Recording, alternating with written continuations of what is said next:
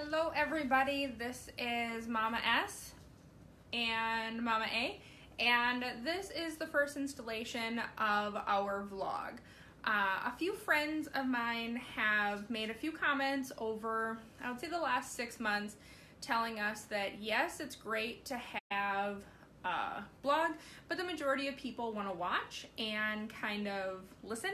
So we're going to go ahead and give this a try. Now, because we're going to go ahead and post this on Facebook or on YouTube, we have to record this way, and we have to start back way in the beginning of our journey. So, and we also have to introduce ourselves. So again, I'm Mama S, this is Mama A, and for those of you who don't know us, we started writing a blog about 2 years ago. We wrote our blog, it was about 2 years ago. So we were dating and we were living in an apartment and we had 2 bedrooms. The second bedroom was just the tiniest little, it would have been an office. And we decided, you know what, we can be foster parents. This is something that we can do. And so we started the process of kind of seeing exactly who we would need to get in contact with. I started researching a bunch of agencies, and we landed on one of our local agencies that's really big for the county that we live in. So we reached out to them, and they sent us a huge packet of paperwork and told us that we would have to go to some classes. So huge doesn't describe it though. Like, it didn't fit in a 1.5 inch binder. Like, it was a stack of paper. Yeah. So we ultimately had to pull together every aspect of our life. It's more intensive than getting a mortgage. So we had to pull together all of our financial information, everything that you would have to pull together to get a mortgage, a ton of personal references, professional references. We had to get background checked for our county and our state. And because I had lived in a different state within the last 6 years, I had to be background checked in that state as well. And it's a regular background check. It's a child and elderly abuse background check. And I think those were it. It was everything. And the interesting thing is, not everything is required at the exact same time. So you're just constantly submitting paperwork in the hopes that you get through the process within 90 days. Because if it gets too old, then you have to submit the stuff that you already submitted. Yep. So we started with paperwork, and then we had to go to an informational class, right? Yeah, that one, I've lost track. There's a lot of classes too. It was pretty informal. They had like a liaison there to kind of answer our questions. Basically a really nice and friendly way of saying, are you ready for this? Mm-hmm. Yeah. They gave us the name of a lady who is a foster parent, who is an amazing person, who's a foster parent, and said, if you have real life questions, you can definitely reach out to them. But ultimately, if this is something that you're still looking to do, fill out the paperwork and let's get this process going. Mm-hmm. So we went home and we said, yep, let's do this. Let's fill out the paperwork. And we glossed over some of the paperwork that surprises people. And that was pages after pages after pages of information about our relationship, mm-hmm. and about our lives and about our histories and about our childhoods. And the one that really tugged at my heartstrings was, we got a form, and it was, I think, front and back, where it had a list of all of these characteristics of children, and you had to say yes, no, or maybe, and to whether or not you were interested. And we had this conversation, and we're like, I don't know. Like, what do you say no to? What do you say yes to? Like, it was just... Well, and to give an example, it was any trait possible. Like, mm-hmm. even things you probably wouldn't have ever thought about. But, like, some of them that are popping into my head, would you take in a child on the autism spectrum, child with Down syndrome, child who starts fires? Like, reached everything. Mm-hmm. And that was our first glimpse into they're asking these questions because these are the kids that they need to place. Mm-hmm. And you don't really think about that until you have to decide, like, is this something I can handle? And as first-time parents, we were pretty intimidated. We're like, what's going on? And the people at the classes said how you should fill that out is if one of you says yes and the other one says no or maybe, that you should mark it down as a yes. And we are here to tell you, don't do that. Don't do that. Don't do that. Don't do that. For 2 reasons. You will find out that the agency, no matter who you're with, if you put maybe, in their mind that is a yes.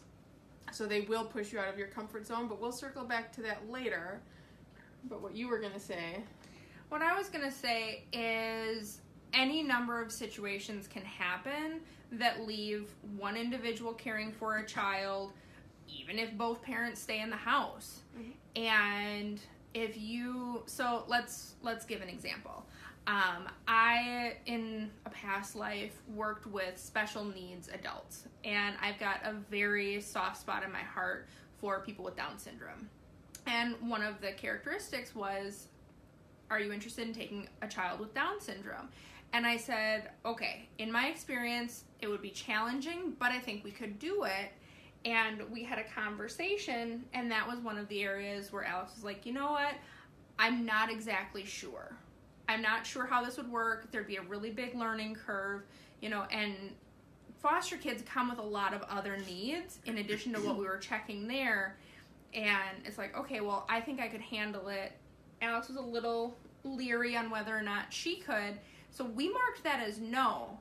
And the reason we marked that as no is because we had a conversation and we decided we weren't going to be a one-parent family. Mm-hmm. And we weren't going to take a child into our home that I felt like I could handle and she felt like she couldn't handle, or she felt like she could handle and I felt like I couldn't. Because that would leave the burden of caring for this child on the one of us that thought we could handle it while the other one scrambled to figure it out. Would we be able to? Sure. But a topic that we're going to talk about a really, really, really long ways away, I haven't even written about it, and we're on blog post, I think 42, is relationship problems in foster care. And it is a real thing. I talk to a lot of foster parents who have relationship problems or leading up to divorce. And it is a very real possibility with fostering, just because you will be put in situations that you didn't know that you would be in. But my favorite saying in the entire world, and it's an Alexism, is you don't know how strong you are until strong is your only option. Truth. And so you said that a while ago. That was a few months ago. And maybe it was like time is flying. Maybe only 2 months ago. Wasn't that long ago. But like it has gone through my mind every single day. And we'll talk about what's going on with us again later on down the line. But so when you're filling out this form, checking yes, no, maybe. Can I add to that? Yeah. Because a Sarah-ism, which during all the paperwork process kind of became our mantra, and if we were on the fence, the question we asked each other is if one of us died in a car accident, would the other person be okay? Meaning if we took in a child that had Down syndrome and I was learning and trying to figure it out and not really confident in that, and Sarah got in a car accident, I'm still with that child, and it really wasn't in our mind that it wouldn't, obviously you don't want that to happen, and you have support to an extent, but we didn't want to leave each other in an uncharted territory. Exactly. So we did all of these check marks. Hey, Frankie. We did all of these check marks, and we ultimately realized 4 months down the line that it didn't matter anyway. They were going to call us with kids that we said no to anyway. But the other thing that we had to do was interviews. So we had 4 in-person interviews. Alex had one by herself, I had one by myself, and then we had 2 together. And there we had, it was so funny. It was like the most nerve-wracking ever because you have to complete a quiz about the other person. You are quite literally taking a how well do I know my partner quiz, and you review the answers together. So, like, it is extremely stressful, and it's definitely crazy. And we had only been dating for a few years at that point, and I was like, oh my gosh, like, what if she doesn't know this about me? What if I don't know this about her? Like, what if we don't know this stuff? Like, it was absolutely, it was so nerve-wracking. Obviously. We made it. We made it. We survived. But it was definitely interesting. And then, what else was there? All the classes. All the classes, which are as helpful as they are not. I mean, they are there for a purpose, of course. You see that you're in the same boat as people all over the map. Yeah. There's a lot of different skills and abilities, we'll say. Yes. And, like, the classes are there to semi-prepare you for what life as a foster parent is about, but nothing fully prepares you to having this child show up at 9 o'clock at night with the clothes on their back. Like, nothing can prepare you for everything that happens in that moment, no matter how hard you try and prepare. And if you know me, you know that I am a preparer, and there's nothing that can prepare you for that. But those classes, they show you a lot of people that are in the fostering community. You get to build connections and build relationships with people. You get to ask questions. And the part that they don't tell you is they're evaluating you too. Mm-hmm. So they are paying attention to the questions that you're asking, to the answers that you're giving, and they are reporting that back to your licensing worker to let them know about the kids that you should take as well. So it's definitely interesting. There are the classes. So we've got that. So we've got the paperwork. We've got the interviews. We've got the licensing. It becomes a part-time job up front, essentially. Yes. It takes up a lot of time. I know we went in knowing that, but we weren't prepared for exactly what that meant. Your life is still going on, obviously, but like Sarah said, you've got a 90-day window to get all of this stuff done, and that might sound really easy, but there were some weeks that Tuesday and Thursday after work, we met at an office building a half hour away from both of our jobs, and we're in classes until 9. And you go home, you get a day off, and then you do it right away again, all while tracking down your character references and making sure, did you mail those in? And we're waiting on that. So it becomes a part-time job up front. But no, that was pretty much the getting started phase. And then, depending upon your age range, you wait. And nothing prepares you for that. So when we first started, we were like a lot of people. We wanted little kids. We wanted 6 weeks to 3 years old because we really thought, you know what? They're not going to remember. We're going to be able to love everything that's happened to them out of them. And one day we're going to talk about why. We'll cycle back to that. Well, one day we're going to cycle back to that.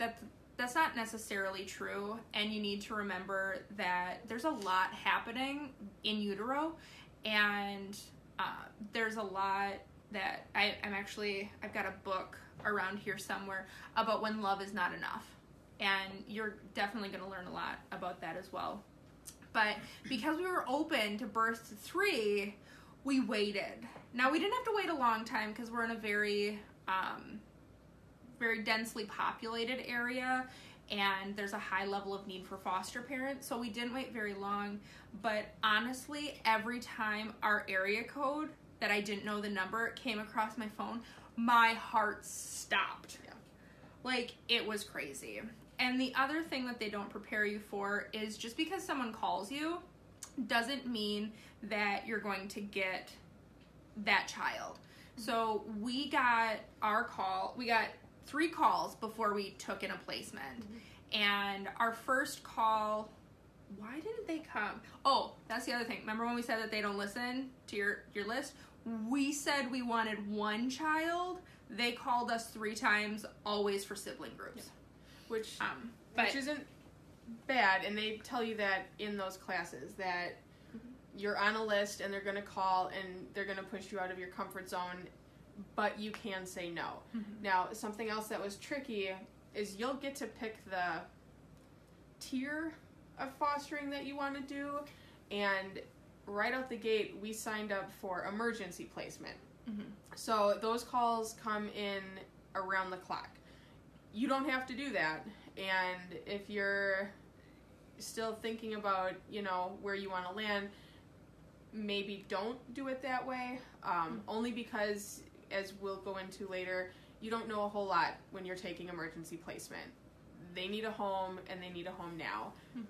But yeah, they called us with sibling sets. The first one didn't work out because we have 2 dogs, and I believe it was an allergy.